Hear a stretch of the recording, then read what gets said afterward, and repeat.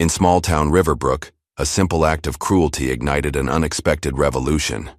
When Officers Barnes and Kyle targeted a homeless black veteran at the Red Rail Diner, they couldn't have known Eli Turner's military connections ran straight to the Pentagon. One phone call from a brave waitress set in motion a chain of events that would expose a nationwide conspiracy targeting homeless veterans, topple corrupt police departments, and transform communities across America.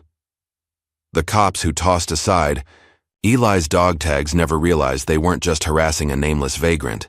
They were awakening a warrior who had already survived far worse than anything they could inflict. Just before we get back to it, I'd love to know where you're watching from today, and if you're enjoying these stories, make sure you're subscribed, because tomorrow's special episode is one you definitely don't want to miss. Snow fell in gentle waves over the quiet streets of Riverbrook, painting the small town in pristine white. Few people braved the cold this evening, hustling from storefront to car with hunched shoulders and hurried steps. Among them walked Eli Turner, his pace unhurried despite the biting wind. An old military jacket hung from his broad shoulders, worn but meticulously clean, with a faded U.S. flag patch sewn onto the sleeve. His pants were frayed at the edges, his boots cracked from years of wear, but there was a dignity in his bearing that contradicted his rough appearance. Eli's breath fogged in the cold air as he spoke softly to himself. Check the exits. Identify the threats. Maintain situational awareness. The words were part ritual, part memory. Mantras from another life that kept his mind focused when the world seemed determined to push him to its margins. A neon sign flickered ahead. Red Rail Diner. Open 24 hours. Through frosted windows, Eli could see the glow of warmth and the silhouettes of people enjoying hot meals. His stomach tightened with hunger. The monthly Veterans Assistance check had come in yesterday, small as it was, and tonight he could afford a proper meal. He paused before the entrance, brushing snow from his shoulders and straightening his posture. It had been 3 days since he'd been inside a proper building, 3 days of huddling in the abandoned railway station on the edge of town, keeping warm with salvaged newspapers and memories of desert heat. The bell above the door jingled as Eli stepped inside. The rush of warmth and the smell of coffee and grilled food enveloped him. For a moment he closed his eyes, savoring the sensation. When he opened them again, the diner had fallen silent. Conversations paused mid-sentence. Forks hovered above plates. Eyes darted toward him, then quickly away. A young mother pulled her child closer. An elderly man glanced nervously at his wallet, on the table, and slipped it into his pocket. Eli had seen this before, too many times. He chose an empty stool at the counter, one with clear sight lines to both the front door and the kitchen exit. Old habits. Just passing through, he murmured to no one in particular. Just looking for a hot meal. Rachel Miller had been working at the Red Rail for almost 2 years now, saving for community college while trying to support her younger brother through his rookie year at the police academy. At 23, she'd seen enough to know the signs of the down and out. But something about this man's eyes, clear, alert, and somehow ancient, made her hesitate. She glanced toward the corner booth where Officers Barnes and Kyle sat nursing their coffees. They came in every Tuesday like clockwork, staying through most of her shift. Barnes caught her gaze and raised an eyebrow, nodding subtly toward Eli. Rachel steadied her hands and approached the counter. "Can I get you something, sir?" she asked, sliding a menu toward Eli. "Coffee, please. Black." His voice was deep but gentle, unexpectedly articulate. "And whatever's the special today, if it's not too much trouble, ma'am." Ma'am, not honey or sweetheart like most of the regulars called her. Rachel found herself smiling slightly as she poured his coffee. "Meatloaf with mashed potatoes and gravy," she said. "Comes with green beans and a roll." "That sounds perfect. Thank you." Eli wrapped his calloused hands around the warm mug. "Been a while since I had a home-cooked meal." From the corner booth, Officer Kyle snickered loudly. "Dumpster diving doesn't count as dining out, huh?" he said, voice pitched just loud enough to carry across the diner. Officer Barnes chuckled and added, "Better keep the silverware count, Rachel. And check the bathroom after he leaves. These bums always shoot up when they get inside somewhere warm." Eli didn't turn around. He kept his eyes on his coffee, his expression unchanged, save for a slight tightening around his eyes. Rachel felt her face grow hot with embarrassment, but years of customer service had trained her to keep smiling, to pretend she hadn't heard. "I'll put that order right in," she said to Eli, turning toward the kitchen. "Thank you, ma'am," Eli repeated, his voice still steady. Officer Kyle stood up, stretching ostentatiously before sauntering to the counter. He was in his mid-30s, with a linebacker's build gone slightly soft, and a perpetual smirk that Rachel had always found unsettling. His partner Barnes followed a step behind, thinner, sharper, with cold eyes that missed nothing. "Hey, Rachel." Kyle leaned against the counter, deliberately taking the stool next to Eli. "How's that brother of yours doing at the academy? Still planning to join the force?" "He's doing great," Rachel answered, keeping her voice neutral. "Top of his class in marksmanship." "Good man," Kyle nodded. "We need good officers, ones who understand what it takes to keep a community safe." He turned his head slightly, looking at Eli's profile. "You know what that means, right? Keeping the dangerous elements off the streets. The druggies, the panhandlers, the so-called vets who use their service as an excuse to beg and harass honest citizens." Eli took a slow sip of his coffee. "You'd be surprised," Barnes added, taking the stool on Eli's other side, effectively boxing him in. "How many of these homeless heroes never saw a day of actual combat? But they sure know how to work the system, don't they, Kyle?" "Damn right," Kyle agreed. "Real soldiers come home, get jobs, and contribute to society, not like these parasites." Rachel returned with Eli's food, setting the plate in front of him with hands that trembled slightly. "Can I get you gentlemen anything else?" she asked the officers, trying to redirect their attention. "Nah, we're good," Kyle replied, then reached for the sugar dispenser. He tossed a packet onto Eli's plate, where it landed next to the meatloaf. "Here you go, buddy. Earn your keep. Dance for your dinner. Isn't that how it works for you people?" A tense silence fell over the diner. Several patrons shifted uncomfortably.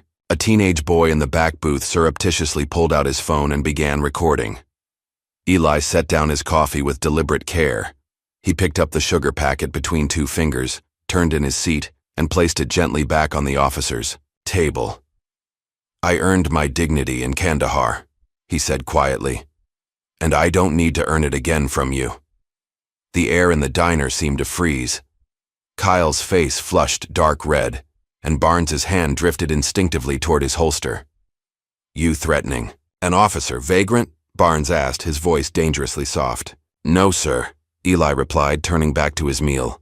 "Just having dinner." Kyle stood abruptly, his stool scraping loudly against the floor. "I think you need to leave. You're disturbing the peace." Eli didn't move. "I've paid for this meal, and I intend to eat it." The man said leave. Barnes joined in, standing now too. "Or are you refusing to comply with a lawful order?" Rachel stepped forward. "Officers, please. He's not causing any trouble. He's just—" "Stay out of this, Rachel." Barnes cut her off. "Unless you want trouble too. Your brother wouldn't appreciate his big sister interfering with police business. Would he?" The threat hung in the air, clear and cold. Rachel stepped back, her face pale, but her hand slipped into her apron pocket, where her phone was already recording. Kyle grabbed Eli's shoulder roughly. "On your feet now." Eli remained seated, but met Kyle's gaze directly. His eyes were calm but unflinching. "I have the right to finish the meal I paid for. I have not broken any laws. Disturbing the peace, refusing to comply with an officer, threatening behavior," Barnes listed off. "That's 3 strikes, buddy." Around the diner, more phones had appeared. Silent witnesses to the escalating scene. No one spoke, no one intervened. 3 tours in Afghanistan, Eli said evenly. 2 Purple Hearts, a Silver Star, and I can't even eat dinner in peace in the country I served. Kyle yanked Eli's arm hard, nearly pulling him off the stool. "Save the sob story for someone who cares. Hero." As the officers began to forcibly remove him, Eli looked directly at Rachel. His expression was resigned, but determined. "If something happens to me," he said clearly, ensuring she could hear, "call General Whitaker at the Pentagon. Tell him Eli Turner is in trouble. Rachel's eyes widened. Was this homeless man delusional? Did he really think he had connections at the Pentagon? Barnes laughed harshly. Yeah, and I've got the president on speed dial. Let's go, Turner. They dragged Eli toward the door, his feet barely touching the ground. He didn't resist, didn't struggle, but maintained his dignity even as they manhandled him through the diner. Back to your meals, folks, Kyle called over his shoulder. Just taking out the trash. The diner's door swung open, letting in a blast of cold air. Rachel hurried after them, staying in the doorway as they dragged Eli across the parking lot and slammed him against their patrol car with unnecessary force. Eli grunted in pain, but remained silent as they roughly patted him down. The chain around his neck caught on Barnes's watch, and his dog tags clattered to the snowy ground.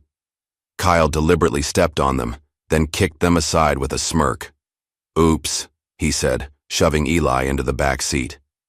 Guess you're not such a hero after all. The cruiser's door slammed shut. The engine started with a roar, and the patrol car pulled away, disappearing into the swirling snow. Rachel stood shivering in the doorway for a long moment. Then she hurried into the parking lot, searching until she found Eli's dog tags half buried in the snow. The metal was cold against her palm as she brushed away the ice crystals to read the embossed text. Turner, Elijah J. O. Paz, Methodist. Her phone felt heavy in her pocket. The recording was still running. With trembling fingers, she pulled it out and stopped the video. Then, taking a deep breath, she unlocked her phone again and whispered, "Please don't be crazy." Back inside the Red Rail diner, Rachel huddled in the employee bathroom, her hands still shaking. She stared at her phone screen. The Pentagon's main number pulled up and ready to dial. This was insane. What was she doing?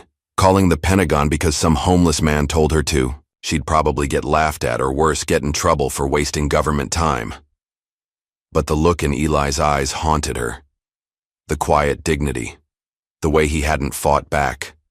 And those dog tags now tucked safely in her pocket felt like a weight of responsibility. Just do it, she whispered to herself, and pressed the call button. The line rang 3 times before a professional female voice answered. Department of Defense, how may I direct your call? Rachel swallowed hard. I need to speak with General Whitaker, please. It's about Eli Turner. He's in trouble. A pause. One moment, please. Rachel expected to be disconnected or redirected to voicemail. Instead, after a series of clicks and transfers, a new voice came on the line. This is Colonel Reynolds, General Whitaker's aide. Who am I speaking with?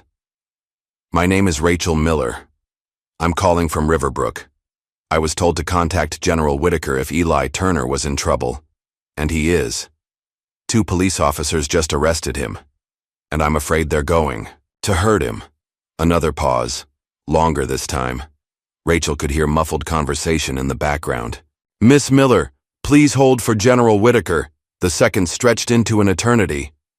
Rachel leaned against the bathroom wall, hardly able to believe this was actually happening. Then a deep, authoritative voice filled her ear. This is General Harold Whitaker. You have information about Sergeant Elijah Turner? In Washington, D.C., retired General Harold Whitaker sat at his desk in a wood-paneled office overlooking the Potomac. At 72, his hair had gone silver, but his back remained ramrod straight, his blue eyes sharp as ever.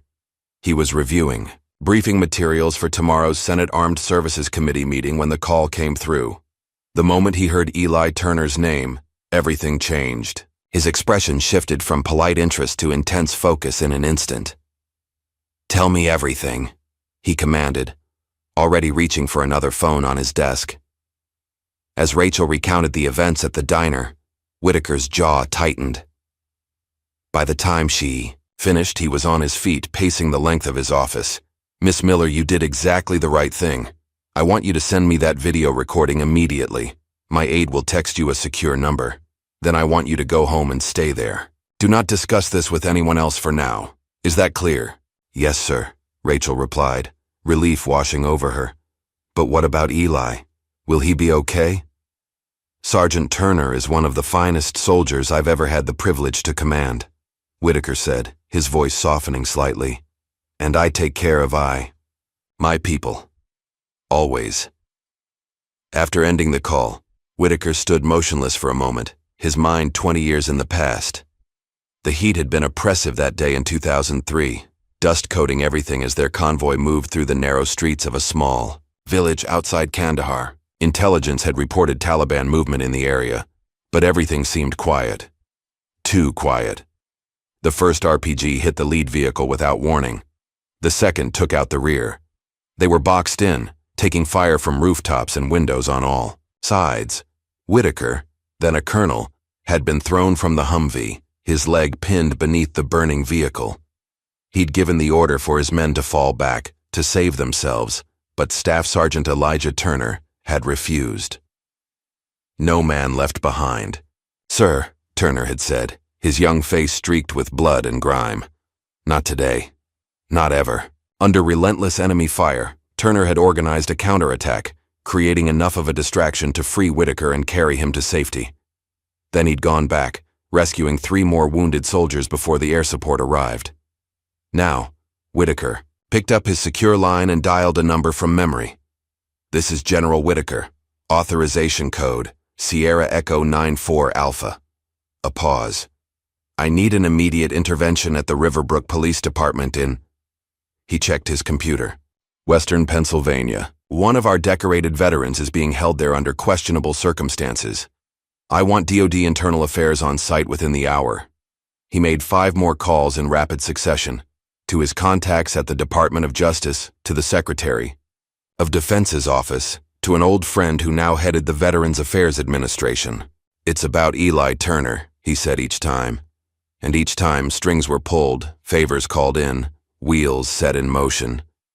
The system that had failed Eli Turner for years was now being activated at its highest levels to protect him.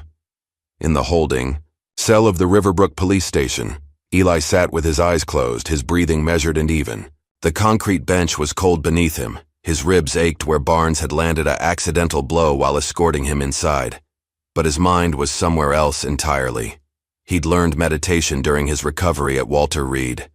The doctors called it a coping mechanism for his PTSD. Eli simply called it survival. In his mind, he walked the familiar corridors of a palace in Kandahar that his unit had secured, each turn memorized, each doorway noted. The mental exercise helped him stay present, stay focused, when the walls of reality threatened to close in. He didn't open his eyes when the door at the end of the hallway banged open. Didn't react when hurried footsteps approached. Only when the cell door clanged open did he finally look up. 2 individuals stood there, a man and a woman in crisp dark suits, each holding up a badge. "Mr. Turner," the woman said, her tone respectful. "You're free to go." Eli stared at them for a long moment, then slowly rose to his feet. "That was faster than usual," he remarked. "Special Agent Daniels, Department of Defense Internal Affairs." The man introduced himself. "This is Special Agent Morales. We're here at the direct request of General Harold Whitaker." A ghost of a smile crossed Eli's face. The old man came through. "Yes, sir, he did," Agent Morales confirmed. "We've already spoken with the sheriff. You're being released immediately, with all charges dropped." They led Eli through the station, past the booking desk where Officer Barnes was arguing heatedly with the sheriff. "This is bullshit," Barnes was saying. "You can't just waltz in here with federal badges and..." He fell silent when he saw Eli walking past, flanked by the agents. "Officers Barnes and Kyle," Agent Daniels said coldly, "the Department of Defense will be conducting a full review of your arrest procedures and use of force against a decorated combat veteran. In the meantime, I suggest you both review the constitutional rights of citizens, regardless of their housing status." The sheriff, a heavy-set man with a perpetually worried expression, nodded vigorously. "I assure you, this incident doesn't reflect our department's values, agents. These officers will be placed on administrative duty pending a full internal review." Barnes's face had gone pale, while Kyle stared at Eli with naked hatred in his eyes. Eli paused briefly as he passed them. "The truth doesn't need force to stand," he said quietly. Then he continued walking, his back straight, his head high. Outside, the snow had stopped, leaving the world silent and white under the glow of street lamps. Eli breathed in the cold air, feeling a weight lift from his shoulders. The DOD agents offered him a ride, but he politely declined. "I prefer to walk, but thank you." As the agents returned to their vehicle, Eli noticed a figure across the street, Rachel, huddled in a thin jacket, hopping from foot to foot in the cold. When she saw him, she hurried across, slipping slightly on the icy pavement.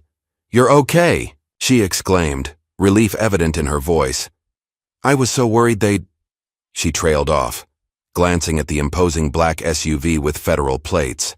"You made the call," Eli stated, not a question. Rachel nodded, pulling his dog tags from her pocket and holding them out. "I didn't really believe it would work. I mean, calling the Pentagon? It sounded crazy." Eli took the tags, his fingers brushing. Hers briefly. He slipped the chain over his head, the metal cold against his skin but comfortingly familiar.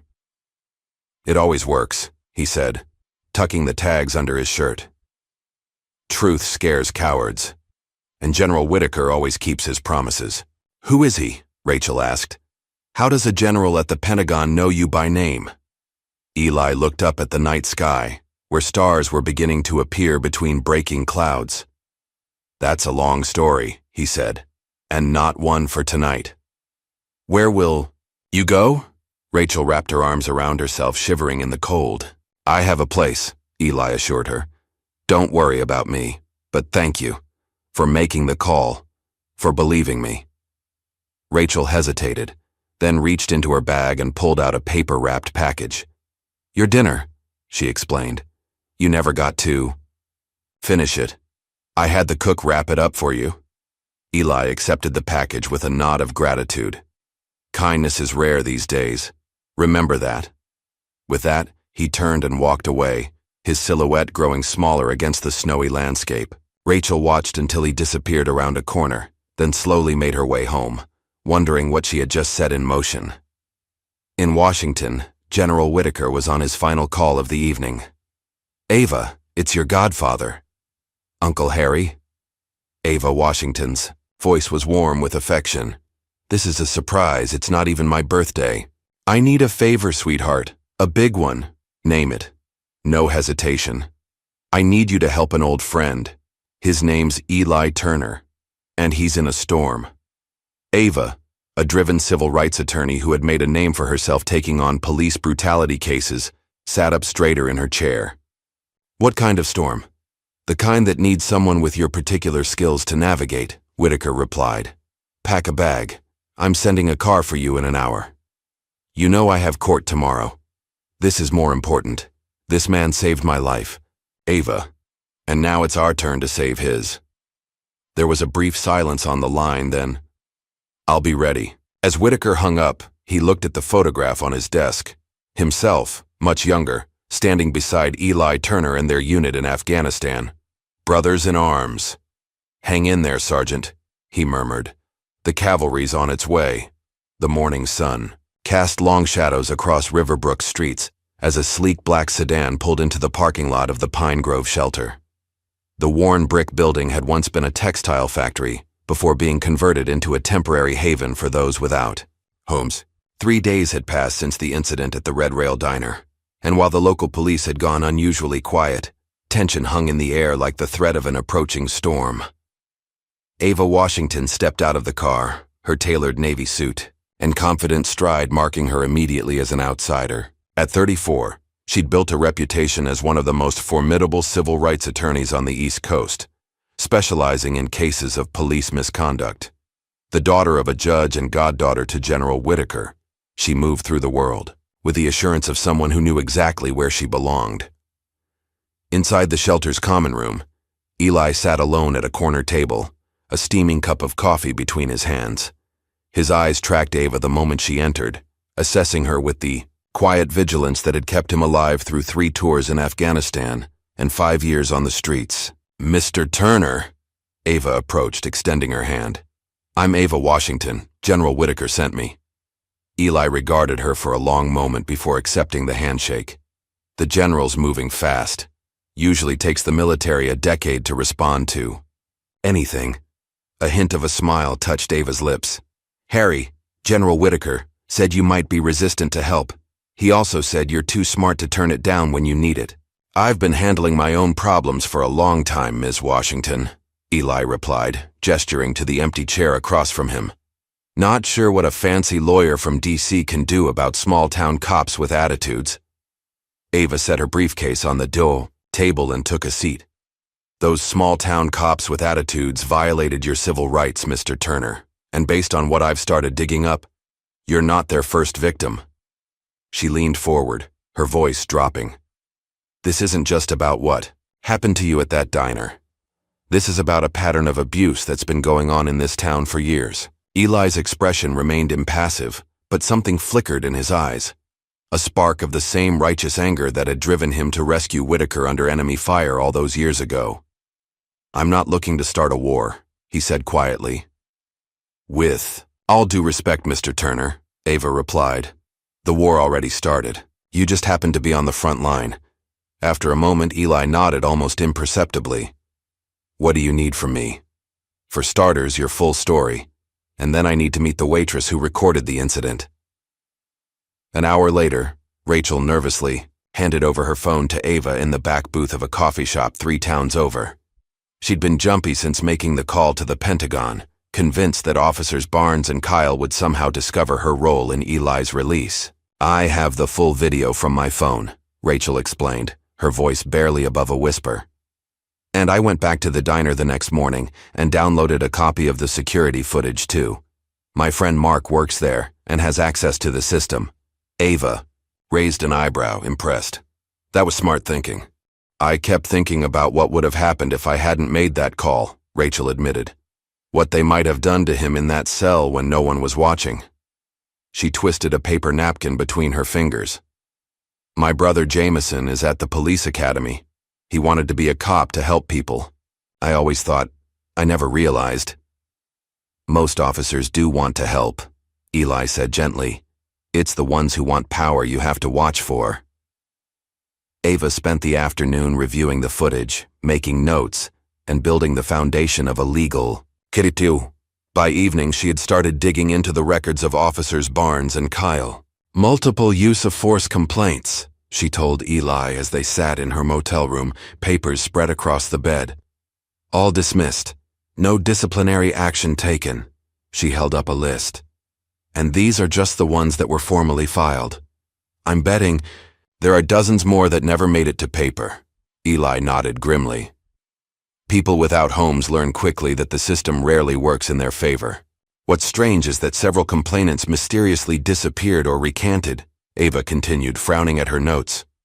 One man, Lloyd Jenkins, filed a brutality complaint against Officer Kyle last year. 2 days later, he withdrew it, claiming he'd been confused.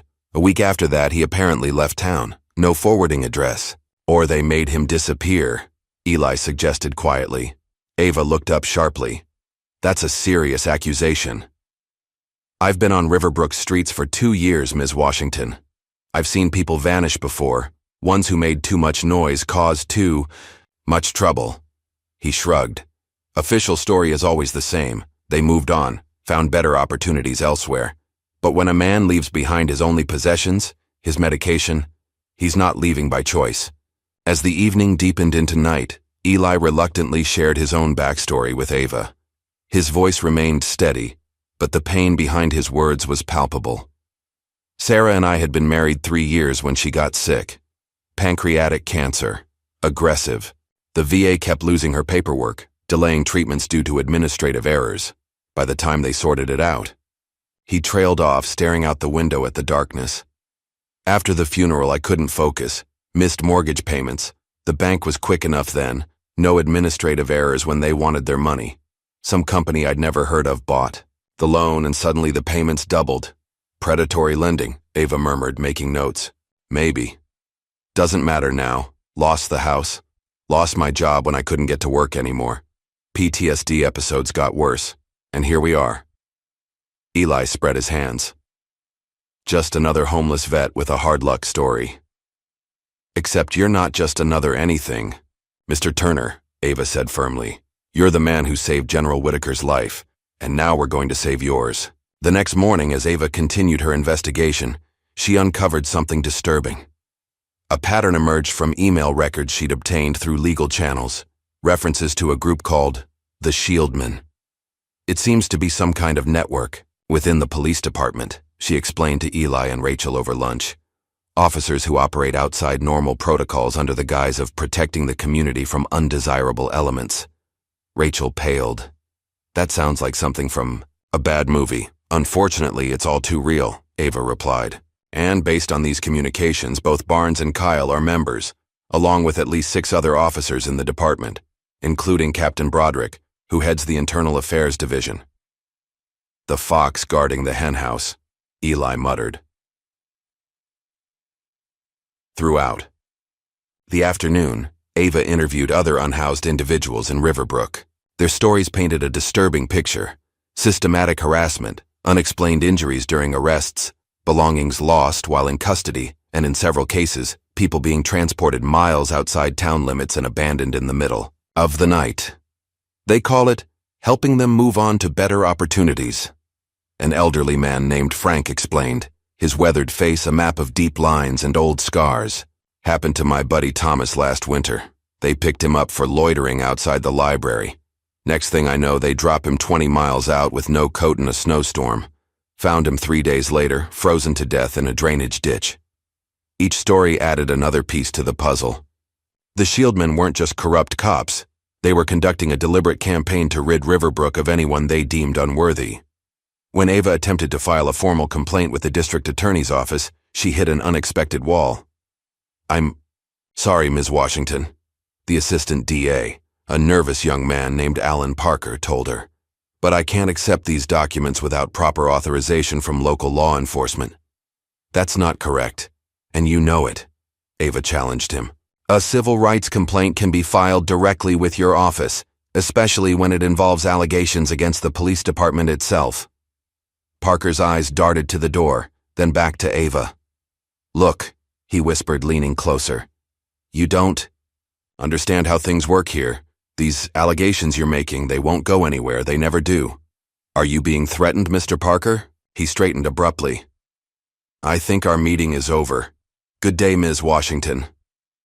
That evening, Rachel burst into Ava's motel room, her eyes wide with fear and excitement. "My brother just called me," she said breathlessly. "Jameson. He wants to talk to you. He says he knows things about Barnes and Kyle. Things that could help your case." 30 minutes later, Jameson Miller sat across from them in Ava's room, his police academy cadet uniform neatly pressed, his young face a mixture of determination and terror. "Barnes beat a man to death 3 years ago," he said without preamble. "A homeless guy with schizophrenia who was having an episode outside the convenience store on Maple. They said he attacked Barnes, but the store owner's statement didn't match the official report." "How do you know this?" Ava asked, recording the conversation with Jameson's permission. "Captain Broderick uses these stories as training examples for cadets from Riverbrook," Jameson explained. "Unofficial sessions, off the record. He calls it the real education, how to write reports that protect the department while serving justice. That's how he phrases it." "And the dead man's name?" Ava asked. "David West. The report calls it death by misadventure," Jameson replied. "But I heard Barnes bragging about it at a barbecue last summer. Called it taking out the trash." The next morning, Rachel was fired from her job at the Red Rail Diner. The official reason was excessive absences. But the truth quickly became apparent when her name was leaked online as the person who had recorded the confrontation with Eli. Local social media exploded with accusations. Rachel was anti-police, a traitor to the community, someone who sided with vagrants over law enforcement. Death threats filled her inbox. Someone threw a brick through her apartment window with a note. "Cop haters get what they deserve. They're trying to make an example of you," Eli told her as he helped board up her broken window that evening. "Intimidation is their first response. It means you've got them worried." Rachel wiped angry tears from her eyes. "I can't believe this is happening. All because I recorded something that actually happened? Because I didn't want them to hurt you? They always hit truth first, Eli said, hammering a nail with precise measured strokes. Then they lose.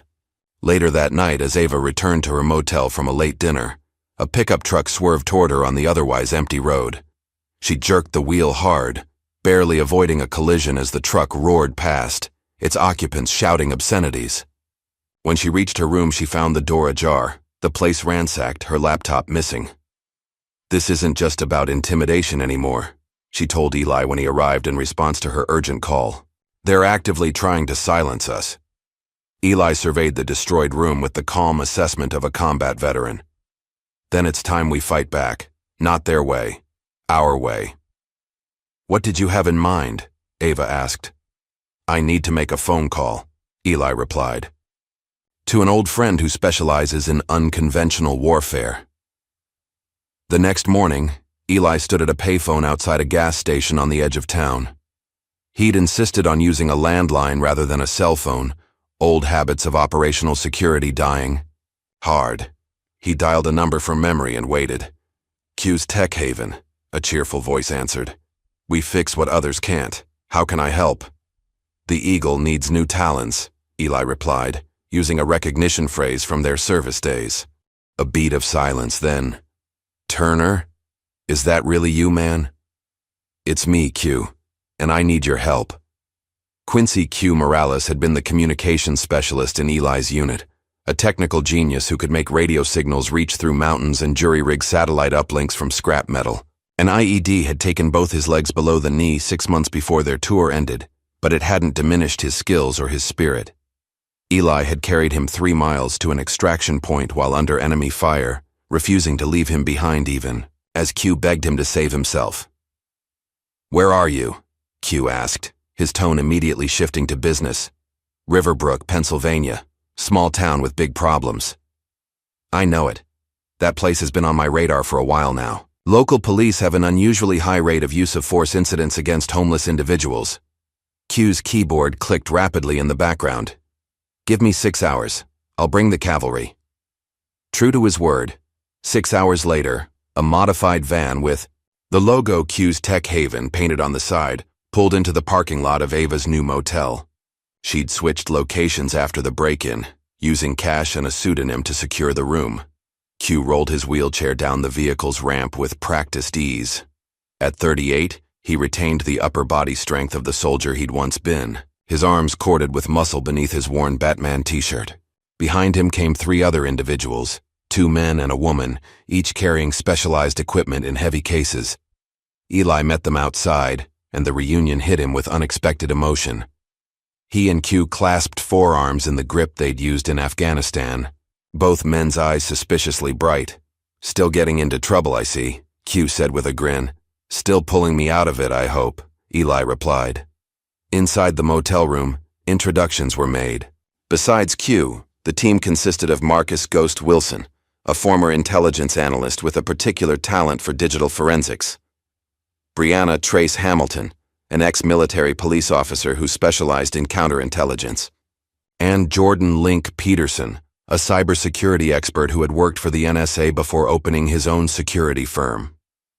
"We run a legitimate tech business," Q explained to a somewhat overwhelmed Ava and Rachel, "but we also operate a non-profit on the side, unofficial support for veterans who fall through the cracks of the system, especially when they're being targeted by corrupt authorities." "Is that legal?"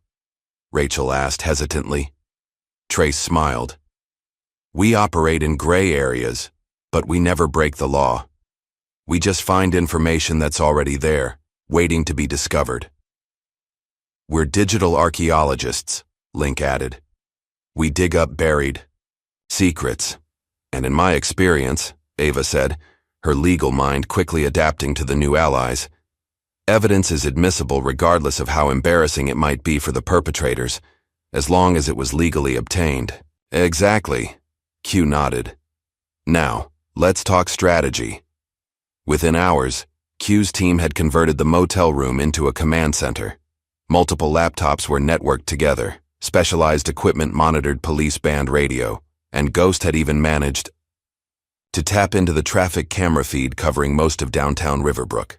First priority is establishing secure communications, Q explained, as he handed out encrypted phones to everyone. These can't be tracked or tapped. Use them exclusively from now on. Second, Trace continued, we need to map the network of corruption. Who's connected to whom? Who gives the orders? Who carries them out? And third, Link added, we follow the money. Corruption this systematic usually has financial motives somewhere in the chain. As the technical team set up their equipment, Eli brought Rachel aside. This might get dangerous, he warned her. You don't have to stay involved. Rachel straightened her shoulders. They threatened me, destroyed my reputation, and tried to run Ms. Washington off the road. I'm already involved and I'm not backing down now. Eli nodded, recognizing the same determination he'd seen in young soldiers facing their first combat mission. Just be careful. These people play dirty. Over. The next 3 days, Q's team worked tirelessly, piecing together the digital footprint of the Shieldmen. They intercepted emails, analyzed police reports, and cross-referenced incidents against official records. We found something, Ghost announced on the evening of the third day. Encrypted payments made to several Riverbrook police officers, including Barnes, Kyle, and Captain Broderick. Source? Eli asked, peering over Ghost's shoulder at the screen. A private defense contractor called Falcon Corps, Ghost replied.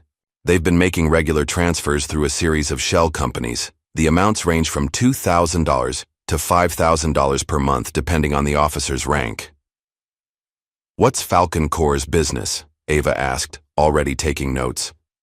Trace pulled up another screen. Officially, they provide security consulting and equipment to law enforcement agencies across the country. Unofficially, she trailed off, frowning at her display. This is interesting. They've been buying up property all over Riverbrook and the surrounding areas through subsidiary companies. Properties where? Eli pressed. Link tapped rapidly on his keyboard, then turned his screen to show a map of Riverbrook with dozens of highlighted locations. Mostly in what used to be working-class neighborhoods, areas with high concentrations of rental properties and public housing, and areas with high concentrations of homeless encampments, Eli added grimly. They're gentrifying, and we're in the way. While Q's team continued their digital investigation, Ava began interviewing other homeless veterans in the area. Their stories formed a disturbing pattern that matched what they were discovering through the data. They targeted us specifically, explained a woman named Diane Miller, who had served as a military nurse in Iraq. Police would show up at our campsites, confiscate our belongings for health and safety violations, and tell us to move on. If we refused, they'd arrest us on trumped-up charges. Did they ever mention where they wanted you to go? Ava asked. They'd tell us to head to Maplewood or Grantsville, Diane replied, naming towns over 20 miles away. Said they had better services for veterans there. But when we'd arrive, we'd find those towns had even stricter anti-camping ordinances and no shelter space. With each interview, the picture became clearer. A coordinated effort to push the homeless population, particularly veterans, out of Riverbrook entirely. Meanwhile, Officer Jameson Miller had agreed to wear a wire during his training sessions with Captain Broderick. The risk was enormous, but Jameson was determined to expose the corruption that had infiltrated the profession he'd once idealized. Remember, Ava cautioned him before he left for the station, don't push for information. Just listen and respond naturally. The more relaxed they are, the more likely they'll speak freely. Jameson nodded, nervously adjusting the nearly invisible wire beneath his uniform shirt. I understand. I won't let you down. The recording he brought back that evening exceeded their expectations. Not only had Kyle and Barnes openly bragged about cleaning out trash and getting bonuses for every bust, but Captain Broderick had explicitly mentioned the arrangement with Falcon Corps.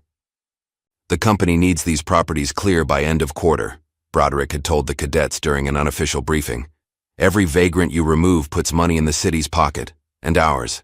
It's a win-win. But what about those who won't go? A cadet had asked.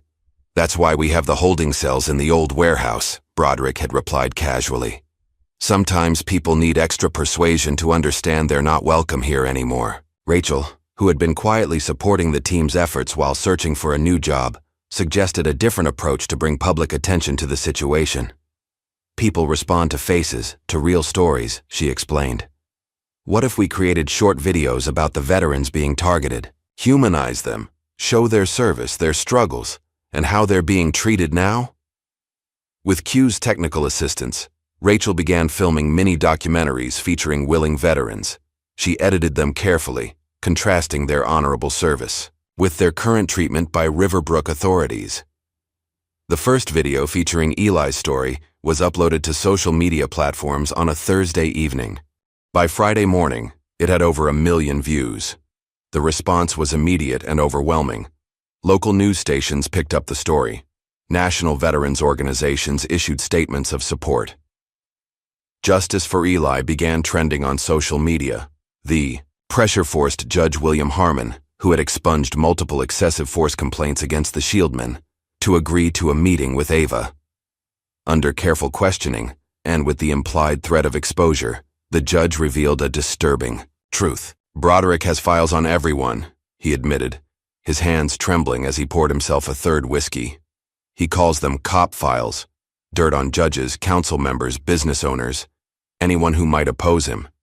He threatened to expose an affair I had years ago, said my family would be destroyed. So you buried the complaints, Ava stated flatly.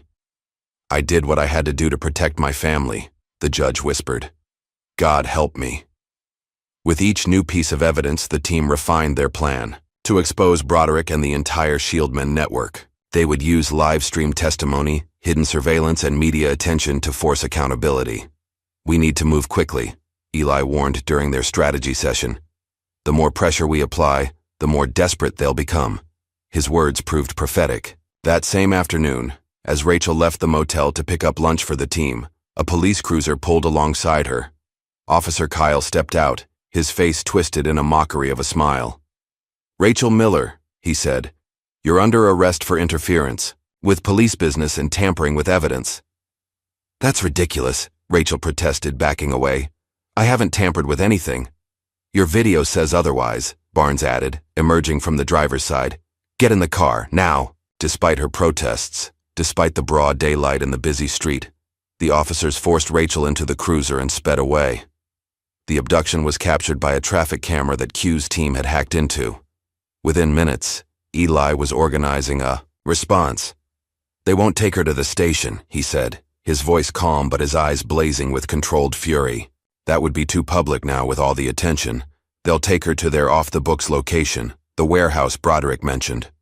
Using the city's camera network, Q's team tracked the cruiser's movements to an abandoned industrial area on the outskirts of town. The vehicle disappeared into a dilapidated warehouse complex that had once housed a furniture manufacturing business. I need 4 volunteers, Eli said, his military training taking over as he formulated a rescue plan.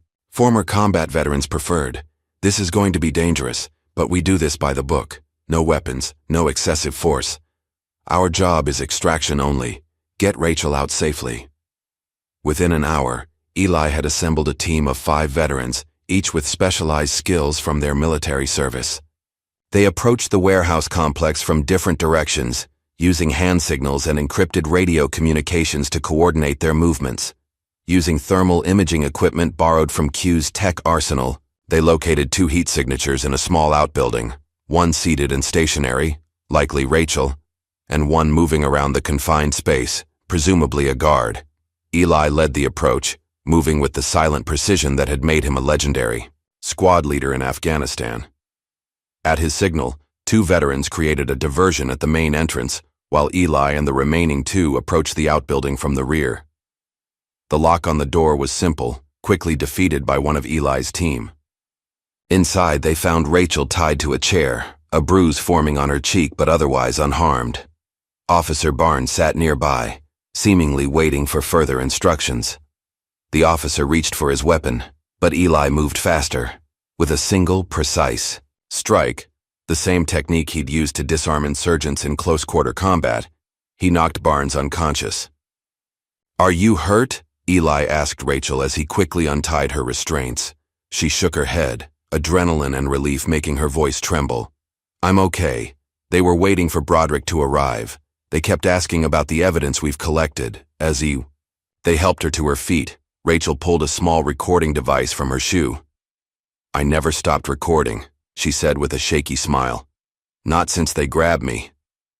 Eli's team melted away from the warehouse complex as quickly as they had arrived, leaving Barnes unconscious but unharmed. By the time police reinforcements arrived in response to the disturbance at the main entrance, Rachel was safely back at the motel, surrounded by the team and already reviewing the damning audio she'd captured.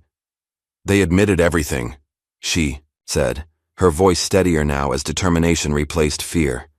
"Kyle said, and I quote, 'No one's gonna believe a junkie or some homeless war freak. We bury people like that.'" Ava's expression was grim, but satisfied, as she listened to the recording. "This, combined with everything else we've gathered, is enough to bring this whole corrupt system down." Eli nodded, his eyes meeting Q's across the room. "Then let's bury them instead." The morning after Rachel's rescue, tension and determination filled the air in the makeshift command center. Eli sat quietly in a corner, watching as Q's team huddled around a laptop, the audio file from Rachel's recording playing for the third time. "No one's gonna believe a junkie or some homeless war freak. We bury people like that." Kyle's voice, clear and unmistakable, echoed through the room. The casual cruelty in his tone made Rachel flinch despite herself. The bruise on her cheek had darkened overnight, a purple testament to what she'd endured. "This is solid gold," Q said, adjusting his wheelchair to face the group. "Combined with Jameson's recordings and the evidence we've already gathered, it's enough to blow this whole operation wide open." Ava nodded, her legal mind already mapping out the case. "The explicit admission of targeting homeless individuals, especially veterans, constitutes a clear civil rights violation. Add the financial paper trail connecting Falcon Corps to the police department and we have the makings of a RICO case." "What matters now is timing," Eli said, his voice quiet but commanding immediate attention. "We need to move before they realize how much we know."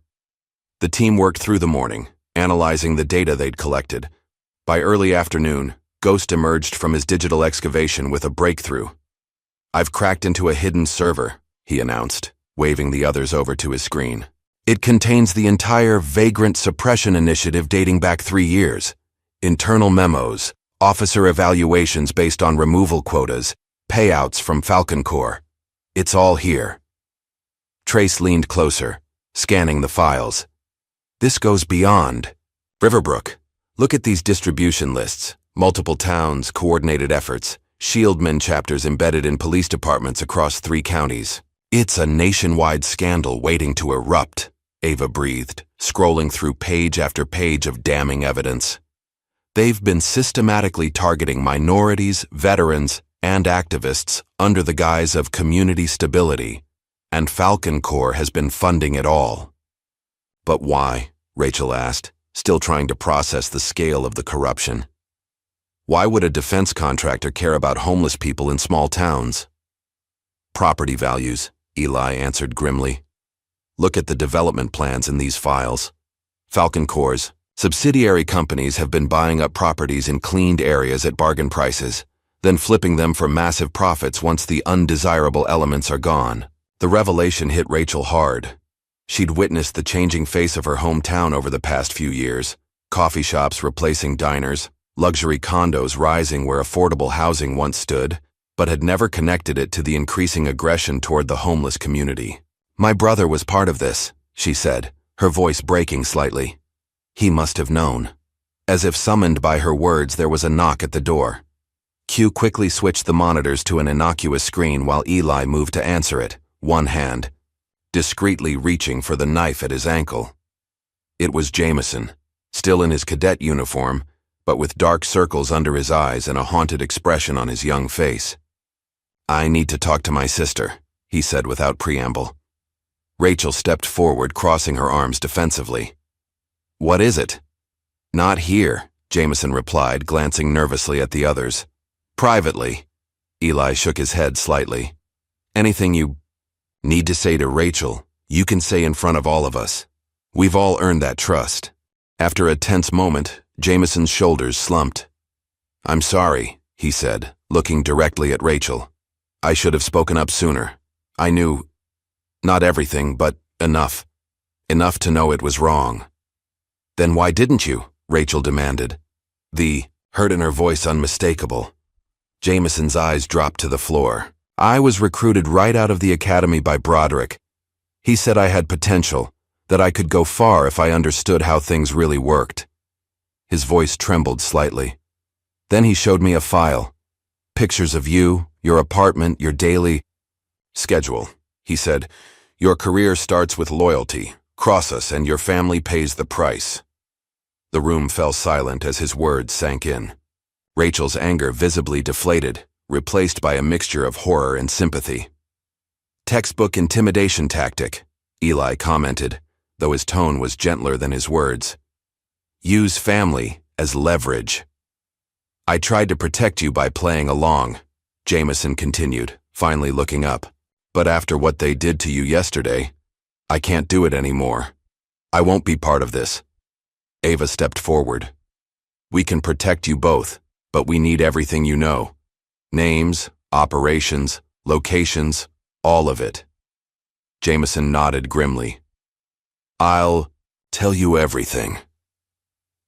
As the day progressed, the pieces came together with alarming clarity. The SHIELD men operated as a shadow organization within multiple police departments, identifying and removing problem individuals to facilitate Falcon Corps' property acquisitions. Officers who participated received substantial bonuses, while those who questioned the operations found themselves marginalized or threatened. In the late afternoon, Eli excused himself from the group. He needed time alone to process what they'd uncovered, to prepare himself for what was coming next. He walked to a small memorial park downtown, where a wall honored fallen soldiers from the area. His fingers traced over a familiar name etched in the polished stone: Malik Johnson, his best friend, his brother in all but blood, who had died in the ambush in Kandahar, the same day Eli had saved General Whitaker. "This time, we make it count," Eli whispered to the silent stone. "This time we finish the mission." He was so absorbed in his thoughts that he almost missed the black SUV that drove slowly past the park entrance, the driver watching him with deliberate intensity. But the instincts honed through years of combat and survival kicked in. Something was wrong. Eli hurried back to the motel, arriving just in time to see several police vehicles with flashing lights surrounding the building. Officers in tactical gear were already entering the room where Q's equipment was set up. Staying out of sight, Eli called Q's encrypted phone. "They're raiding us," Q answered immediately, his voice tense but controlled. "Anonymous tip about suspicious computer activity. They're claiming we're hackers threatening national security." "Everyone okay?" Eli asked, watching as officers emerged with laptops and equipment.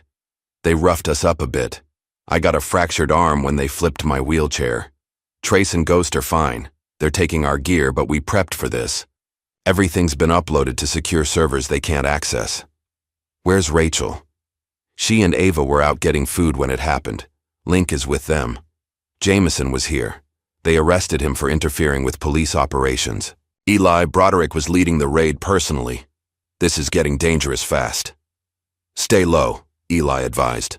"I'll contact you through the backup channels." He ended the call just as a hand closed on his shoulder. Spinning around, he found himself face to face with Rachel, her eyes wide with fear. "They took everything," she gasped. "All our evidence, all Q's equipment." "Not everything," Eli assured her calmly. "Q's team planned for this. The raid just confirms we're on the right track. They're scared." Ava joined them, her expression grim but determined. "We need to accelerate our timeline. Rachel's next video needs to go live tonight. It has to show the raid, expose the shieldmen, and lay out Broderick's connections to Falcon Corps." "Can we do that without Q's equipment?" Rachel asked anxiously. Link emerged from around the corner, a slim laptop under his arm. "Always have a backup," he said with a tight smile. "I was carrying this when the raid happened. It has everything we need." That night, working from a new location, a vacant apartment owned by one of Eli's veteran contacts, they finalized and uploaded Rachel's most powerful video yet. It detailed the raid, explained the Shieldmen's operations, and included edited, portions of the audio recordings that exposed Broderick's illegal activities. The public response was immediate and overwhelming. By morning, the video had gone viral, with millions of views and thousands of shares. Justice for Eli began trending nationally. Local news stations picked up the story, and by mid-afternoon, even national media outlets were covering the scandal. Ava's phone rang constantly with calls from state senators, investigative journalists, and civil rights groups offering support and resources. The movement they'd started was gaining unstoppable momentum. "It's working," Rachel said, amazed as she scrolled through the responses pouring in. "People are listening. They believe us." "Truth has power," Eli replied simply. "Especially when it's been buried for so long." The pressure was taking its toll on the Shieldmen. By evening, reports came in that Officer Barnes, now suspended pending investigation, had contacted Broderick with an offer to testify in exchange for immunity. "He's panicking," Ava noted. "They all are. When corrupt systems start to collapse, it's always the same. Everyone scrambles to save themselves." Eli nodded, but his expression remained troubled. "Which makes them more dangerous than ever. Broderick won't go down without a fight, and he'll eliminate anyone he sees as a threat." As if confirming his words, Q called with disturbing news. Barnes had been found dead in an alley behind the police station, an apparent drug overdose according to the preliminary report. "Convenient timing," Q remarked darkly. "Especially since the body was found without the wire he was supposedly wearing when he met with Broderick." "They're eating their own," Eli told Ava grimly. "The walls are closing in and Broderick is tying up loose ends." That night, after the others had finally succumbed to exhaustion, Eli sat alone by the window, watching the quiet street below. He pulled out his phone and dialed a number he hadn't used in years. "It's Turner," he said when the call connected. "I need the old squad. All of them. I'm in the middle of something big, and it's about to get bigger." The voice on the other end was silent for a moment, then, "Just like forward base victory?" Eli's mind flashed back to their darkest days in Afghanistan. Surrounded, outgunned, but refusing to surrender. "Exactly like that," he confirmed. "We need eyes, ears, and boots on the ground, and we need them now." "Consider it done," the voice replied. "The old squad is coming."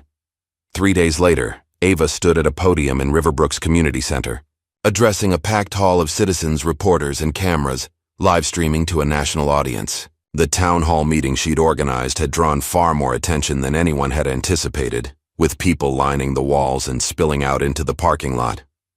"Today, we give voice to those who have been silenced," she began, her confident tone carrying to every corner of the room. "Today, we shine light on a darkness that has been allowed to grow within our justice system."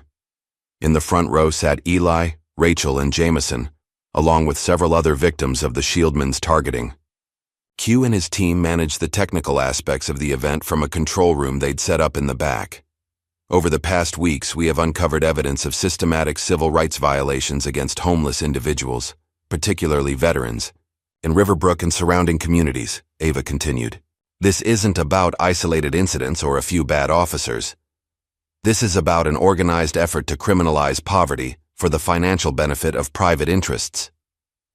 As she spoke, screens behind her displayed documents, emails, and financial records, all carefully selected to build an irrefutable case against the Shieldmen and Falcon Corps. Across town, Captain Broderick held his own hastily assembled press conference on the steps of the police station. Flanked by several officers, including Kyle, he presented a united front of righteous indignation. "These outrageous accusations are nothing more than an attack on law enforcement integrity," he declared to the small gathering of local reporters. "Elijah Turner is a dangerous, unstable vagrant with delusions of grandeur, manipulating public sympathy with false claims and doctored evidence." But Broderick's audience was dwindling by the minute, as reporters received alerts about the bombshell testimonies being delivered at Ava's town hall. One by one, they slipped away to cover the bigger story, leaving Broderick shouting his denials to an increasingly empty space. Back at the community center, Rachel took the podium, her voice steady despite her nervousness. "I grew up in Riverbrook. I've worked at the Red Rail Diner since I was 19. I always believed our police were here to protect all of us."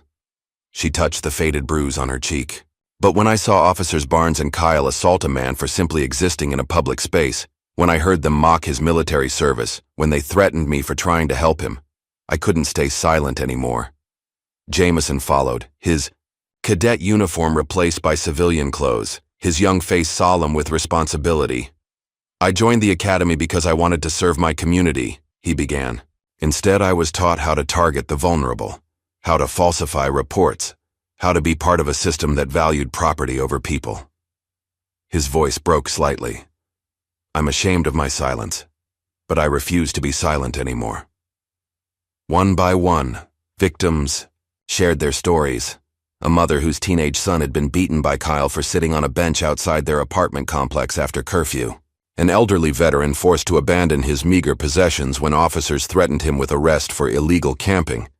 A small business owner pressured to call police any time a homeless person lingered near his store. Each testimony built upon the last, creating a devastating portrait of systematic abuse and corruption. Finally, it was Eli's turn to speak. He approached the podium slowly, his posture military straight despite the weight of scrutiny. For a moment, he simply looked out at the crowd, his eyes finding each face, establishing a connection that television cameras couldn't capture. "My name is Elijah Turner," he began, his deep voice cutting through the silence. "I served 3 tours in Afghanistan as a staff sergeant in the United States Army. I received 2 Purple Hearts and a Silver Star for actions in combat. I watched friends die defending the freedoms we all cherish." He paused, letting his words settle. "When I came home, my wife was diagnosed with cancer. The VA lost her paperwork. Administrative errors, they called it. By the time they sorted it out, she was gone. I lost my house to predatory lenders. I lost my job when the PTSD made it impossible to function in a corporate environment. And when I had nowhere else to go, I became invisible, except to those who saw me as a problem to be eliminated." The hall was utterly silent, every person hanging on his words. "But I never lost my oath to support and defend the Constitution. Against all enemies, foreign and domestic. What we've uncovered here in Riverbrook isn't just about homeless veterans being harassed. It's about the corruption of the principles this country was founded upon.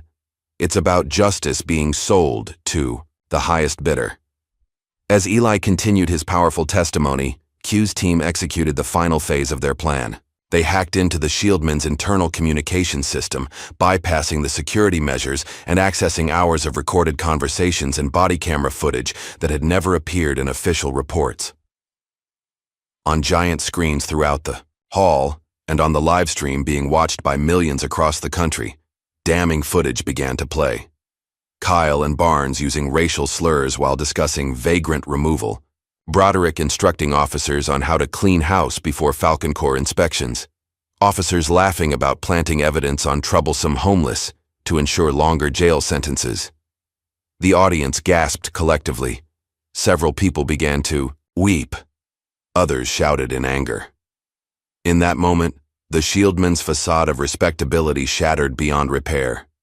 By that evening, the Department of Justice had officially announced a federal investigation into the Riverbrook Police Department and the Shieldmen Network. Whistleblowers were offered immunity in exchange for cooperation. Ava worked tirelessly to ensure Jameson would be protected under these provisions.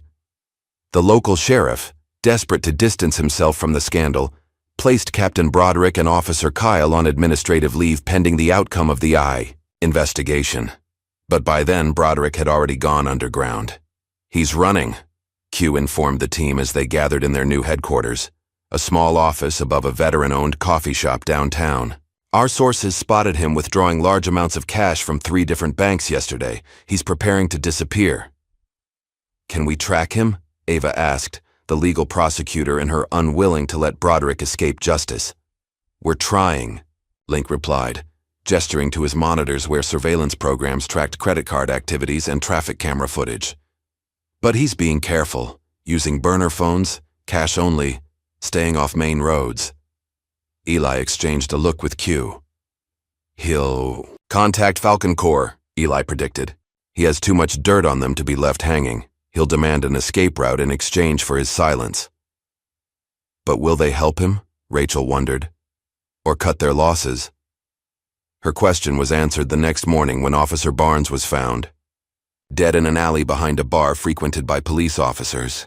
The official story claimed an overdose, but when Ava's team arrived at the scene, they discovered his police wire was missing, and the positioning of the body suggested he had been moved after death. This wasn't an overdose, Eli stated flatly, after examining the scene. This was a hit.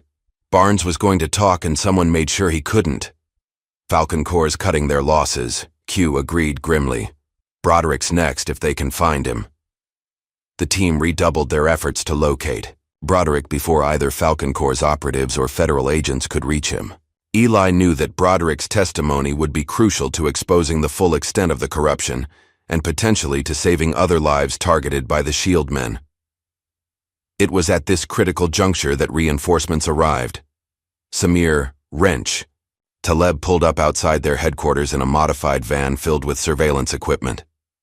A master mechanic and drone technician during his service, Wrench had an uncanny ability to build or fix anything with moving parts. Deshaun, Echo. Rivers arrived next, his rental car unremarkable but his skills extraordinary. As the unit's intelligence and reconnaissance specialist, Echo could blend into any environment, extract information from the most reluctant sources, and disappear without leaving a trace. Finally, Clarissa Doc Holloway appeared carrying 2 large medical bags and the calm competence that had made her an exceptional combat medic. Now a trauma counselor specializing in PTSD, Doc brought both physical and psychological expertise to the team. The reunion of Eli's former squad was brief, but emotional. Tight hugs, firm handshakes, and the wordless communication of those who had faced death together. No explanations were needed. They had come because Eli had called, and that was enough. Sit, Rep? Echo asked, immediately shifting to operational mode. Eli laid out the situation with military precision. The corruption they'd uncovered, the evidence they'd gathered, the targets they were tracking, and the immediate objective of locating Broderick before he either escaped or became another accidental casualty. We'll need full surveillance coverage, Eli continued. Wrench, can you get eyes in the sky? Wrench grinned, patting a custom case beside him. Got 3 drones ready to deploy. High-altitude thermal imaging, encrypted feeds. Nothing moves in this town without us seeing it. Echo, I need you to tap your contacts in the private security world. Falcon Corps has to be using local assets for cleanup operations. Echo nodded. Already on it. Got 2 names from old Blackwater buddies who've gone corporate. They're operating out of a motel on the north side. Doc, we may have casualties. Both Rachel and Q have already been targeted. We need medical support on standby. I've got everything, from bandages to battlefield surgery, Doc assured him. And I've set up connections with trusted medical staff at the county hospital if we need more. And I've been coordinating with my legal team in D.C., Ava added. We have federal prosecutors standing by, and witness protection arrangements, for anyone who needs it. Together, they transformed the small town into a fortress of truth and resistance. Veterans from surrounding communities, inspired by Eli's story and Rachel's videos, volunteered to serve as security for key witnesses. Local business owners, once afraid to speak out, now openly displayed support for the investigation. A network of safe houses was established. Communication protocols were implemented. The community that had once looked away from injustice was now actively working to expose it. 2 days later, Wrench's surveillance drone captured crucial footage. Captain Broderick sneaking into a private airfield outside town under cover of darkness, carrying a duffel bag that appeared to be filled with cash. He's making a run for it, Echo confirmed after reviewing the footage. That's a charter plane registered to a shell company we've linked. To Falcon Corps, scheduled departure is 0400 hours. Eli checked his watch. They had less than 3 hours. This is our chance, he said, looking around at the determined faces of his team. Both old comrades and new allies united in purpose. We end this tonight. How do we play it? Q asked, already pulling up the airfield schematics on his computer. We could alert the feds, Ava suggested. Have them waiting when he arrives. Eli shook his head slightly. Too risky. If Broderick sees a police presence, he'll go to ground. And if Falcon Corps has inside connections with federal agencies, which we suspect they do, They might get tipped off. So what's the alternative? Rachel asked. Eli's expression was calm but resolute. I go in alone, one-on-one, me and Broderick. That's too dangerous, Doc protested immediately. He's desperate, probably armed. And I'm a combat veteran who knows exactly what I'm doing, Eli countered. Broderick doesn't want a confrontation. He wants escape. I just need to delay him until our federal contacts arrive. After heated debate, a compromise was reached. Eli would make the initial approach, with Echo providing sniper overwatch from a nearby hangar. Wrench would pilot drones to monitor the perimeter, while Doc and Q coordinated from a mobile command post half a mile away. Ava would have federal agents on standby, ready to move in on her signal. As the team made final preparations, Rachel pulled Eli aside. Be careful, she said, concern evident in her eyes. Broderick has nothing left to lose. Eli's expression softened slightly. People with nothing left to lose are actually the most predictable, he replied. They only have one goal, survival. I understand that better than most. He checked his watch again. It was time. The final confrontation awaited. The veterans' war on home soil was about to reach its decisive battle. The private airfield lay, quiet under a blanket of stars, a small island of concrete amid rolling farmland. A single runway stretched like a dark ribbon across the property, illuminated only by low blue lights that seemed to float in the darkness. The wind carried the scent of jet fuel and wet earth as Eli moved silently through the shadows, every sense heightened. Wrench status, he whispered into his comm unit. Drone shows one heat signature in the hangar office. Wrench's voice replied softly in his ear. Another approaching from the access road. Vehicle moving slowly. Lights off. Likely our target. Echo, you in position? Affirmative, came the calm response. I have clear sight lines to both the hangar and the runway. If he makes any sudden moves, I can disable him non-lethally. Eli adjusted his position behind a fuel truck, giving himself a clear view of the small office attached to the main hangar. Inside, a figure moved restlessly, probably the pilot waiting for his passenger. Headlights briefly swept across the access road before disappearing. A car door opened and closed. Footsteps crunched on gravel, growing closer. Captain Broderick emerged from the darkness, a large duffel bag slung over his shoulder. Even from a distance, Eli could see the strain in his posture, the nervous way he kept glancing over his shoulder. The man was unraveling. Eli waited until Broderick was halfway to the hangar before stepping out of the shadows, directly into his path. Going somewhere, Captain? Broderick froze, his hand instinctively reaching toward his waistband where his service weapon would normally be. Don't, Eli advised quietly. My friends have you covered from multiple angles. This ends tonight, one way or another. Broderick's face, illuminated by the distant runway lights, twisted with contempt. Turner, I should have known. He let his hand fall away from his waistband. You just don't know when to quit, do you? I learned persistence in Kandahar, Eli replied, his voice steady as he maintained a careful distance. Where did you learn? To sell out your oath to serve and protect? Save the moral lecture, Broderick sneered. You have no idea how the real world works. Do you think anyone actually cares about homeless vets? About justice? It's all about money and power. Always has been. And that justifies targeting people who served their country, beating them, falsifying reports, driving them out of town like they're garbage to be disposed of? Broderick laughed harshly. You're a washed-up shell of what you once were, Turner. We provided a valuable service. The town improves. Property. Values go up. Everyone benefits. It's just business. You sent men to die for power, Eli replied, his voice low and intense. I watched them die for people. That's the difference between us. For a moment, they stood in silent confrontation. Two men representing opposite sides of a moral divide too vast to bridge. Then Broderick's expression shifted, a calculating gleam replacing the contempt. What do you want from me? Money? I've got plenty. He patted the duffel bag. Take half. Start over somewhere. A man with your skills could... I don't want your blood money, Eli cut him off. I want justice for every person you and your shield men targeted. Justice, Broderick repeated mockingly. There's no justice in this world, Turner, only winners and losers, and I don't intend to lose. With surprising speed for a man his age, Broderick reached into his jacket and pulled out a small pistol.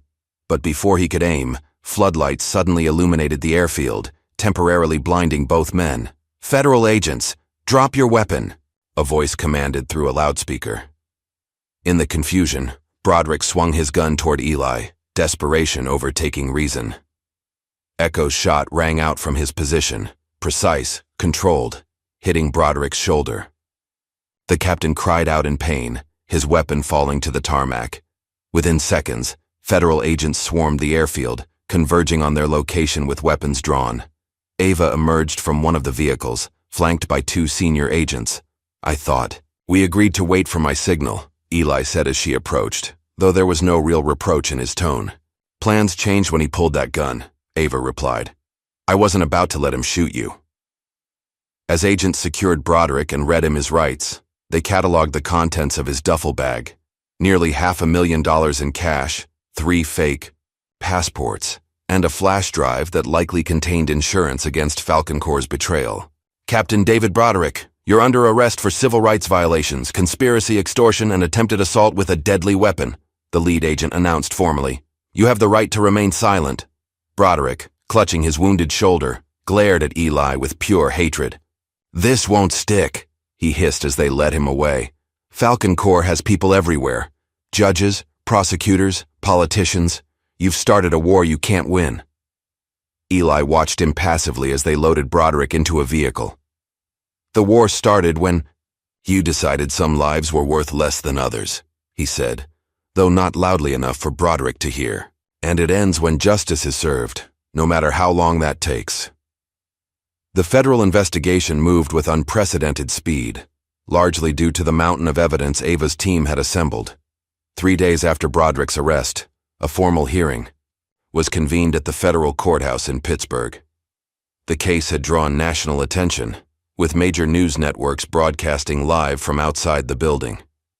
Inside the packed courtroom, Ava presented the complete Shieldmen case, hundreds of pages of abuse, collusion, and cover-ups. She used Rachel's footage, Q's data, and testimonies from victims across the country to paint a comprehensive picture of systematic civil rights violations orchestrated by police departments and funded by corporate interests.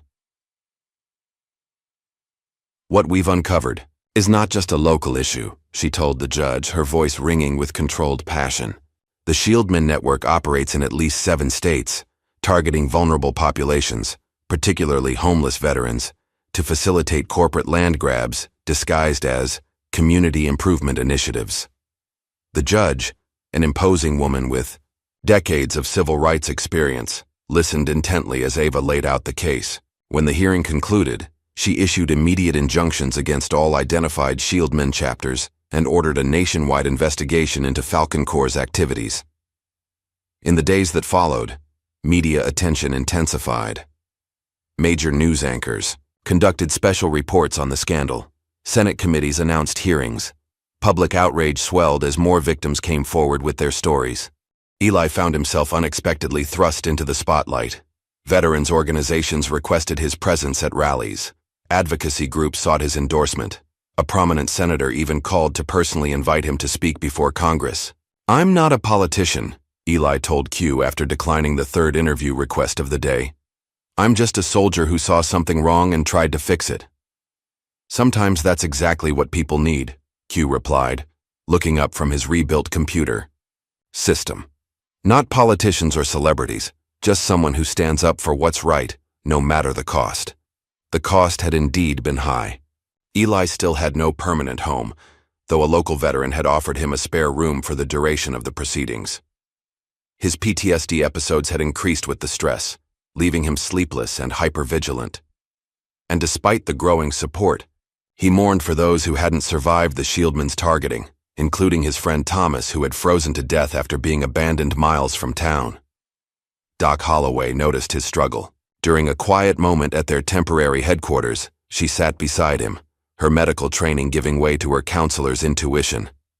You're carrying them all, she observed gently. Every veteran who didn't make it home. Every homeless person, targeted by Broderick.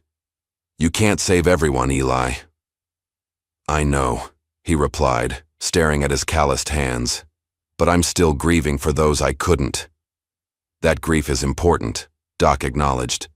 But so is recognizing what you've accomplished, what you've started, this movement. It's bigger than one town now. It's going to help thousands. After a long moment, Eli nodded. Sarah would have liked that, he said quietly, referring to his late wife. She always said my stubbornness would save me someday. She was right, Doc smiled. And now it's saving others too. The next morning, Eli received a formal request to address a joint congressional committee on veteran homelessness and police reform. Initially, he refused, still grieving, still preferring to work behind the scenes. But after heart-to-heart conversations with Doc and Rachel, he reconsidered. This isn't about you, Rachel reminded him. It's about using your voice for those who still don't have one. When Eli finally took the podium in Washington, D.C., his speech was fiery and powerful. Dressed in a donated suit, but standing with military bearing, he addressed the packed chamber with unflinching honesty. I stand before you not as a hero, but as a witness, he began. A witness to the suffering of those who served their country only to be abandoned by the systems meant to support them. A witness to the corruption that values profit over human dignity. A witness to the courage of ordinary people who risked everything to expose the truth. He called for comprehensive veteran housing reform, mandatory oversight for police departments, and legal protection for whistleblowers. He named those who had died on the streets, reading a list of 23 veterans who had perished in Riverbrook, alone over the past 5 years. Their deaths were not inevitable, he said, his voice thick with emotion. They were the result of choices. Choices made by individuals who decided some lives matter less than others, and choices made by institutions that looked the way rather than confront uncomfortable truths. When he finished, the room erupted in a standing ovation. Even cynical legislators who had initially attended only for the publicity were visibly moved. The committee chairman immediately called for emergency funding for veteran support programs and promised swift legislative action on police reform. Back in Riverbrook, changes were already taking place. The Red Rail Diner reopened under new management, the previous owner having been implicated in collaborating with the Shieldmen to report homeless disturbances. Rachel was offered her old job back, but she had found her calling elsewhere. I'm opening a non-profit cafe, she told Eli during a video call, her excitement palpable even through the screen. We'll employ homeless veterans, provide job training, and serve as a community hub for support services. Would you help me paint the walls when you get back? Eli smiled, a rare, genuine expression that transformed his weathered face. I'd be honored. Jameson, after providing crucial testimony against Broderick and several other Shieldmen, entered a rehabilitation program for the trauma he'd endured during his police training. Later, he joined Ava's team as a full-time investigator, using his inside knowledge to help identify and expose corrupt practices in other departments. The Falcon Corps scandal continued to expand. Their CEO was indicted on multiple federal charges. Their stock plummeted as investors fled. Class action lawsuits were filed on behalf of communities targeted by their gentrification schemes. And throughout it all, the movement that had begun, with a confrontation at a small-town diner, continued to grow. A grassroots campaign for dignity, justice, and second chances that transcended political divisions and united people across the country. One evening, exactly 6 months after the incident at the Red Rail Diner, Eli walked through the same snowy street where his story had begun. But now, instead of the worn military jacket and frayed pants, he wore a sharp charcoal suit donated by a veterans support group. His posture was upright, his gaze clear, his steps purposeful. As he passed a young homeless veteran huddled in a doorway, a man recently returned from overseas, still shell-shocked and disoriented, Eli paused. He knelt beside the young man, meeting his eyes with understanding few others could offer. I've been where you are, he said softly, extending his hand. And I can show you a way forward if you're willing to take it. 1 year after Eli Turner first walked into the Red Rail Diner, Riverbrook had transformed. The small town that had once systematically persecuted its homeless population now stood as a national model for veteran support and community integration.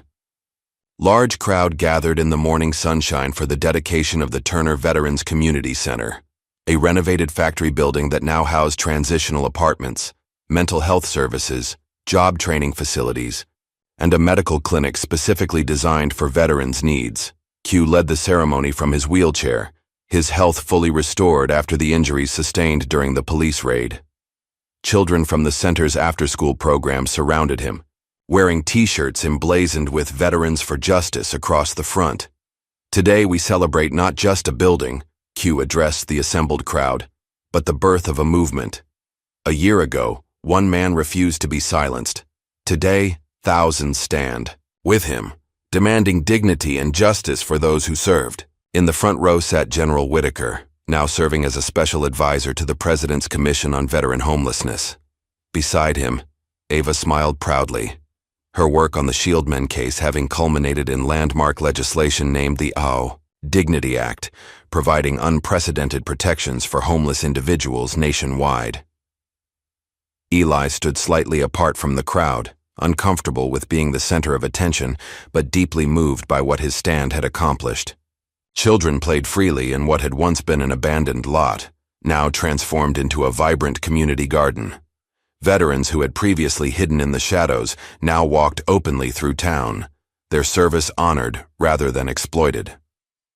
After the ceremony, Rachel approached him, camera in hand. The past year had seen her transition from waitress to full-time documentarian, her powerful storytelling bringing human faces to systemic issues. "The premiere is tomorrow," she reminded him with barely contained excitement. "The theater's completely sold out." Her feature film, The Veteran Who Wouldn't Bow, chronicled Eli's story, Ava's legal battle, and the fall of the Shieldmen. It had already won awards at 3 film festivals and had been picked up for national distribution, ensuring that what had happened in Riverbrook would never be forgotten. "You'll be there, right?" Rachel pressed when Eli didn't immediately respond. "Wouldn't miss it," he assured her, though the thought of watching his life on screen made him deeply uncomfortable. "Your work matters, Rachel. It's keeping the pressure on systems that need changing." Her face softened. "I couldn't have done it without you." Across town, in a sleek office building that had once housed Falcon Corps' regional headquarters, Ava was launching a new initiative. Turner's Law would provide specialized legal support to wrongly accused or targeted homeless veterans, with particular focus on small towns where such abuses often went unchallenged. "We're not just fighting individual cases," she explained to her team of passionate young attorneys. "We're changing the culture. We're making it impossible for corruption to hide behind badges or boardroom doors." The impact of their work had already spread far beyond Riverbrook. In the past year, 11 Shieldmen chapters had been disbanded nationwide. 8 police chiefs had resigned or been indicted. Falcon Corps' predatory practices had been exposed in congressional hearings, leading to new regulations on corporate development in vulnerable communities. Doc Holloway, who had remained in Riverbrook after the initial crisis, opened a clinic specifically dedicated to PTSD recovery and mental health support for homeless veterans. She named it Malik's Hope in honor of Eli's fallen friend from Kandahar. "Trauma doesn't have to be a life sentence," she told her patients. "With the right support, even the deepest wounds can heal." Through donations and a community fundraiser, Eli now lived in a modest home near the Veterans Center. Though simple, it represented stability he hadn't known since before his wife's death. Large windows let in abundant light, and a small garden in the backyard gave him a sense of purpose and peace. On a shelf by his window, he kept a wooden box containing dog tags, not just his own, but those of veterans who had died on Riverbrook's streets before the Shieldmen were exposed. Each morning he acknowledged them, a private ritual of remembrance and renewal. One afternoon, as spring buds began to appear on the trees outside his window, Eli carefully added another set of tags to the box, those belonging to Officer Barnes. "Even monsters were once boys," he murmured, closing the lid gently. He had obtained the tags from Barnes's sister, who had reached out after learning the full story of her brother's involvement with the Shieldmen. The conversation had been difficult, but healing for both of them. A reminder that even in the darkest stories, humanity could be reclaimed. The ripples of change continued to spread. Rachel received a letter from a veteran in Texas. "I saw your film. I finally spoke out about what happened to me. The investigation starts next week. Thank you for being brave." Similar messages arrived almost daily now, from veterans finding their voices, from communities questioning their police departments, from ordinary citizens refusing to look away from injustice. What had begun as one man's stand for dignity had become a national conversation about who deserves protection under the law. At the local high school, Eli reluctantly agreed to speak to students about civic responsibility and moral courage. Despite his discomfort with public speaking, he recognized the importance of reaching young minds before cynicism and apathy could take root. "You don't need a uniform or a title to make a difference," he told the assembled teenagers. "You just need to recognize your own worth and the worth of every person around you." After his presentation, a troubled teen approached him hesitantly. "You think people like me can be heroes too?" the boy asked, his eyes downcast, his posture defensive in the way of someone who expected rejection. Eli regarded him thoughtfully. "You already are," he said with quiet certainty. "You just haven't heard your story yet." The last Shieldman chapter was officially disbanded on a crisp autumn day, almost 18 months after Eli's confrontation with Barnes and Kyle. Department of Justice reforms had been passed, implementing strict oversight for police interactions with homeless individuals and mandatory reporting of all use of force incidents. The Veterans Community Center received a national honor for innovation in social services. General Whitaker, watching the ceremony broadcast from his D.C. office, felt his eyes fill with unexpected tears of pride. The young sergeant who had saved his life in Kandahar was still saving others, in ways neither of them could have imagined. On a chilly evening in late November, Eli returned to the Red Rail Diner for the first time since his arrest. The place had been renovated, its atmosphere warmer and more welcoming under the new ownership. He chose the same stool at the counter where he had sat that snowy night nearly 2 years earlier. A young waitress approached with a coffee pot. "Can I get you something to eat, sir?" she asked with genuine warmth. "The special, please," Eli replied, the sense of déjà vu both painful and healing. When she returned with his meal, she set it before him with a smile. "It's on the house, sir. Thank you for everything you've done for our town." Eli started to protest, but the sincerity in her eyes stopped him. Instead, he simply nodded his thanks and began to eat. A simple meal made extraordinary by the context of how far things had come. After dinner, Eli made one final stop. At the newly completed memorial wall inside the community center, he carefully placed a framed photograph of Malik Johnson, his best friend who had died in the ambush in Kandahar. The photo joined dozens of others, creating a mosaic of lives connected by service, sacrifice, and finally, remembrance. Children ran past in the corridor, their laughter filling the air as a tutoring program wrapped up for the evening. Volunteers chatted as they prepared for the next day's job fair. A therapy group for veterans with PTSD shared coffee in the lounge, their faces reflecting both past pain and present healing. Eli rested his hand on Malik's photo, the glass cool beneath his fingers.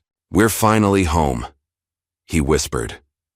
The words meant for his friend, but encompassing all they had fought for, all they had lost, and all that had unexpectedly been gained. As he stepped outside into the fading light, Eli took a deep breath of the crisp evening air. For the first time in years, the weight of grief and rage that had driven him no longer pressed quite so heavily on his shoulders. In its place was something quieter but more enduring, a sense of purpose fulfilled, of wounds slowly healing, of peace hard won but finally within reach. The sun set over Riverbrook, casting long shadows across streets that had once been battlegrounds and were now pathways to redemption. Eli Turner walked toward home, his steps steady, his head high, his heart at last beginning to find its way back to the light. What would you do if you witnessed someone being mistreated? Would you be brave enough to make the call that changes everything? If this story moved you, like and subscribe for more powerful tales of courage in the face of injustice.